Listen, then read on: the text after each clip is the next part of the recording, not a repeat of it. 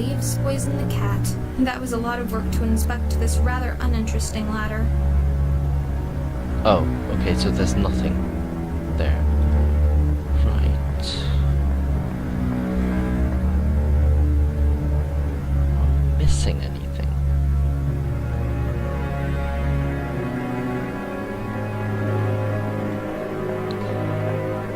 I'm wondering if maybe there's more on the dead body. Oh.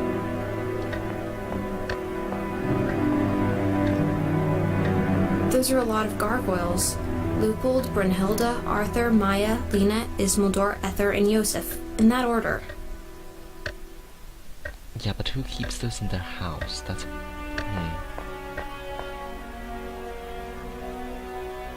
There's something in his pocket. Ah, key. It's a small, delicate key. He kept it in the pocket closest to his heart. I wonder what it unlocks. Probably that thing back there.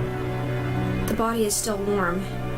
He cannot have been dead for much longer than I have been alive. Did he have to die for me to live? Right. We have the key.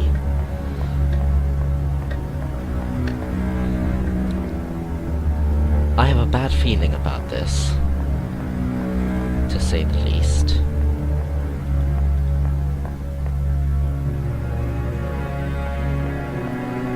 This cannot possibly go well. I wonder if this key fits. There's a key hidden inside. A very important one. Right, here goes nothing. Oh, dear God.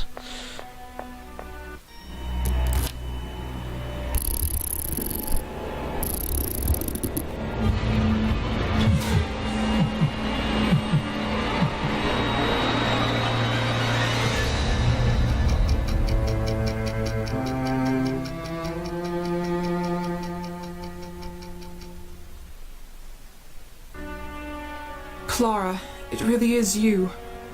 I was so certain I'd never see you again. You didn't wake up. I woke up.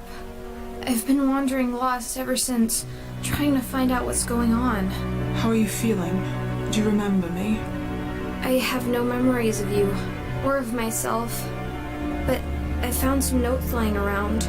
I can only assume you're the one called Belladonna? I am Belladonna, murdered and reanimated by Dr. von Trauerschloss. At first a mindless mechanical doll, but I slowly regained control over my brain. And when the time was right, I broke free. I saw the doctor's body. Yes, I crushed his skull. Standing over his blood-soaked remains, I was free at last. But where did I come from? If he was dead, was it you who brought me back? Yes, my love. You were the only thing on my mind as I stood there, alone and victorious. I'd secretly watched the doctor's process, and I desperately wanted to believe that I could get you back. I unearthed your grave and carried your dead body down to the laboratory. I did everything right, to the smallest detail, but you didn't wake up. And my time was running out. I can't turn my own key, and now that I was alone in the castle, I knew my life force would run out quickly. But for all my effort, you remained dead, and with no one to keep me vital, I eventually sat down here and just stopped. But I did wake up. Yes, apparently you did. Your body had been in the ground for quite some time. Perhaps that made the reanimation process slower, but with your key powering your brain directly, you did not have to go through the drawn-out, sluggish wake-up. I take it your cognitive powers and language have been with you from the start. Well, yes. Excellent. Then I have even improved on the doctor's method, but I doubt independent thinking and free will was ever in his interest to reproduce. Do you think you could do it again? Create more of us, you mean? Yes, I hold the secret of life and death, and I plan to use it. The experimentations must continue. And the two of us will have no place in this world. Quite right. So, we'll make us a place. Dead bodies will never be in short supply. We'll make more of our kind, a whole new race of the damned. Where do we start? I know for a fact that there's a fresh body lying out there in the Great Hall. The doctor. His flesh, at least. We won't be using his wretched brain. I've already destroyed it in any case. But the body will do. We will have to find a few other ingredients. Will you help me? Of course I will. Thank you, my love. I'll carry the body down to the laboratory and start with the preparations, and in the meantime you can help me with a few other things. The doctor's brain is completely destroyed. I made sure of that. I don't think any of us want his villainous brain back amongst us. We're going to need to find a new one. Secondly, we will also need some clockwork parts. We have to manufacture a force to keep the dead body going. Thirdly, not only the brain, but also the head and the cranium were damaged. If we can find a new head, that would save a lot of the reconstructing effort. Right, I think there's a brain in the laboratory. We'll just go through everything here anyways. I saw a brain preserved in alcohol down in the laboratory. Oh, you did? That's good. That, my dear, is the brain of baby Lucas. Your son? Lucas was never buried. The doctor had the body cremated very quickly and thus incinerated all the evidence that the corpse was not complete. He'd stolen the brain and kept it for himself. I don't know what he claimed about not planning on resurrecting his child, but the truth is that he kept the brain all the same. And now you want your child back? No, my dear. It's just a brain. I wanted you back, so I took great care to preserve your personality. But this brain is young and has been dead for very long. I suppose the creation will be my child, in a way, but not my son Lucas. Indeed. Clockwork? Yes, we need something to supply the body with the force to move. We can't make the heart beat again, so we use the spring-loaded clockwork. In the future, we'll have to think of a source of parts more reliable than salvaging old-time pieces, but that'll do for now. There's a grandfather clock in the main hall, so we can get that, I suppose. I see. Thank you. Will we need to find a fresh human head? Yes, I've smashed up the head of Wolfram rather frivolously. I'm afraid it's beyond rescue. I was thinking of my grandmother, Francesca Canosa. I'm sure you've seen her portrait in the study. She was buried some time ago, but her cranium should be sufficiently preserved. She rests in the mausoleum in the cemetery outside, but there is a hidden way into the tomb behind the armor in the basement.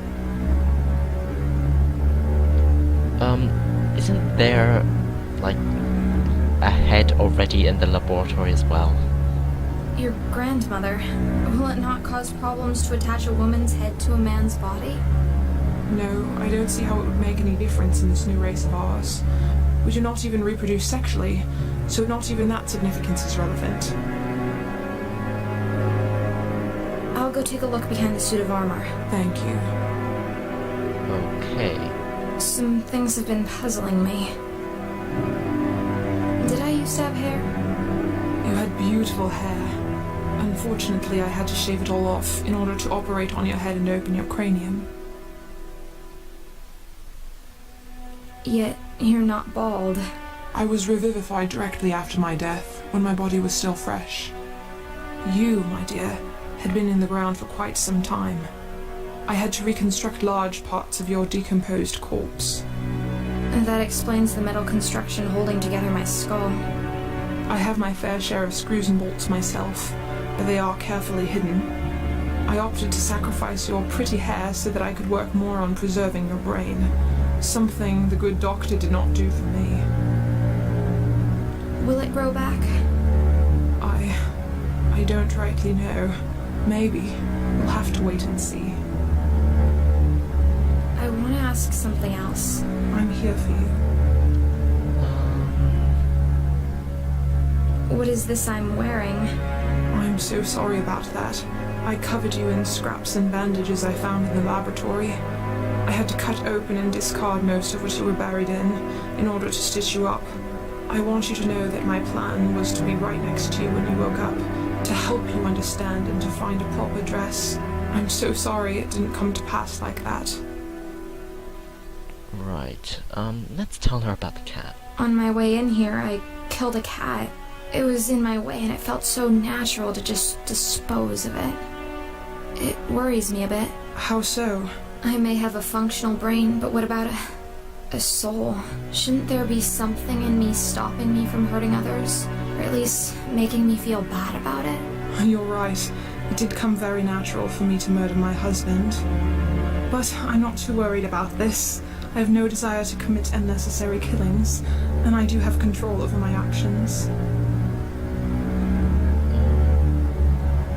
What if you're raising an army of cold-hearted mass murderers?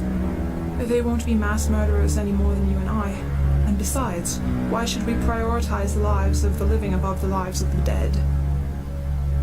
I want to ask something else. I'm here for you.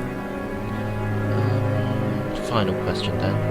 Why did you put this wind-up mechanism in my head? Yours is in your back.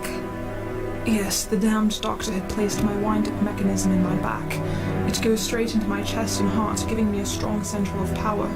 But it is placed outside my own reach. So, you can't turn it yourself? No, I can't. I have to depend on others. That's why I chose to put the key in the back of your head, well within reach of your own hands. I know what it means to not be in control of your own existence, and I will never put someone else in the situation I'm in. Thank you. Of course. I want to ask something else. I'm here for you. I think that's... I'll start looking for the objects then. Thank you. Come talk to me if there's something you're unsure about. That's a big Oh, for wardrobe. goodness sake.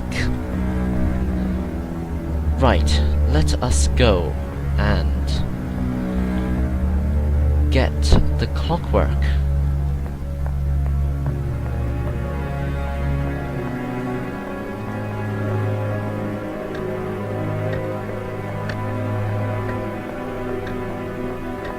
So we go to the clock. I see a lot of mechanical parts in there. I need to get them out somehow. Okay. This faithful screwdriver will do the trick. Time to turn this old clock into a slightly peculiar wardrobe. Okay. So we need the skull. And... shit, I've forgotten what else we needed. Oh, the brain, which is in the lab.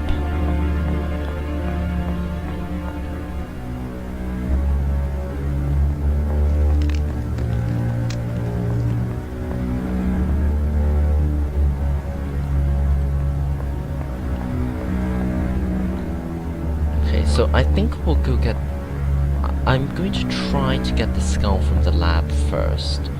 Oh, whoops. And if that doesn't work, for goodness sakes, I will get the one from behind the suit of armor.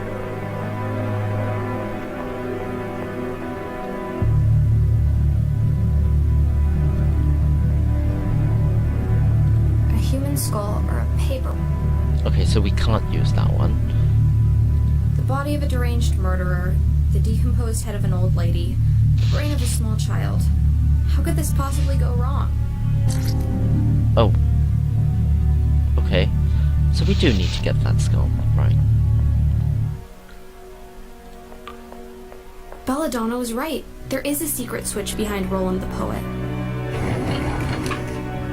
Oh dear. It's too dark down there.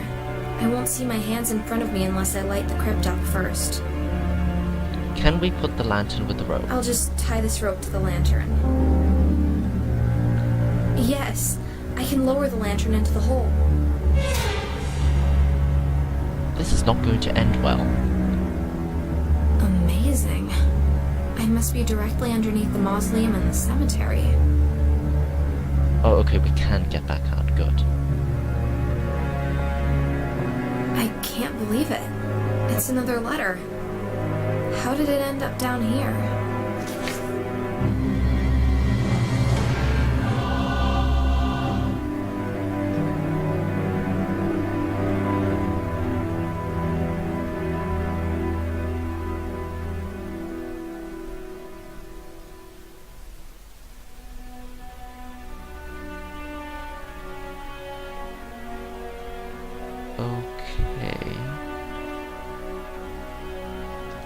So that's from Clara. Another angel. Are you the third sibling? What did you do to get put down here? Is your name Gwendolyn?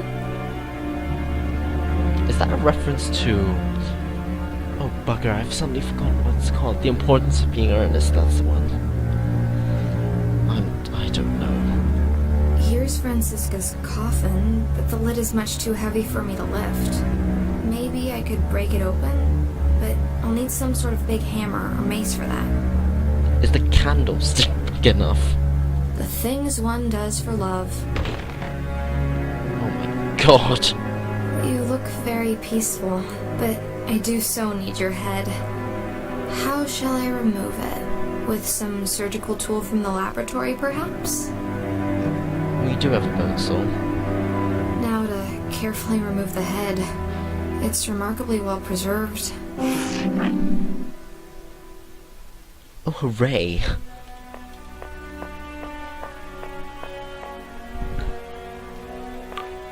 Oh, okay. The body has been brought down, I suppose, because of the blood.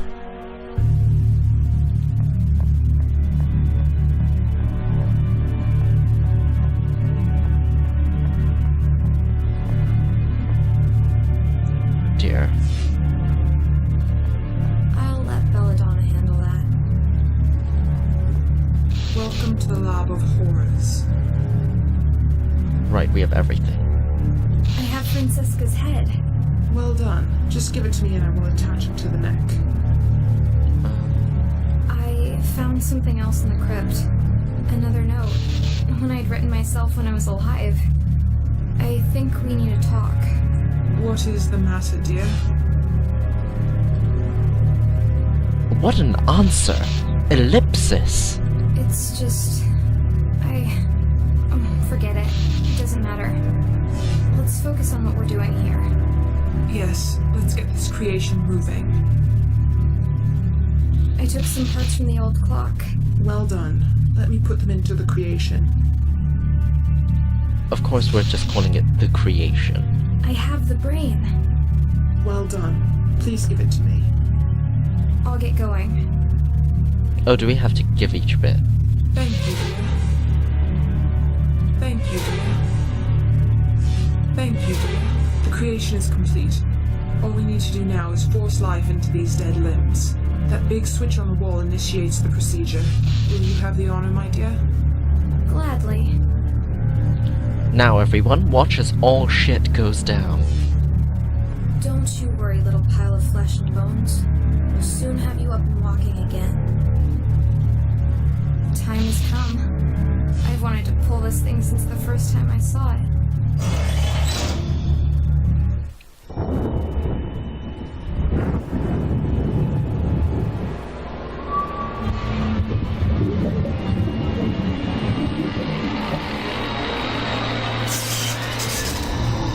It's alive.